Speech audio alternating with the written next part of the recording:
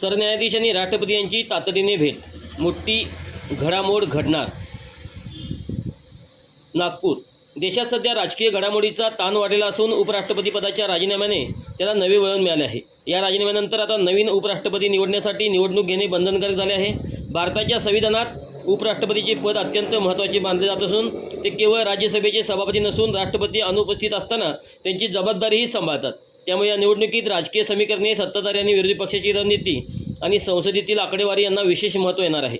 या दरम्यान या निवडणुकीच्या प्रक्रियेवरच आता प्रश्नचिन्ह उपस्थित होऊ लागले आहे. काही विरोधी पक्षांनी निवडणूक आयोगाच्या कार्यपद्धतीवर शंका उपस्थित करत निपक्षतेचा मुद्दा उचलला आहे.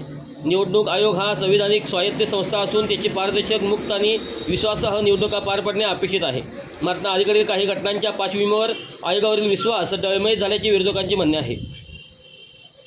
या पार्श्वभूमीवर उपराष्ट्रपती निवडणूक ही केवळ औपचारिक निवड प्रक्रिया न राहता लोकशाहीवरील विश्वास टाकण्याची खरी कसोटी ठरणार आहे.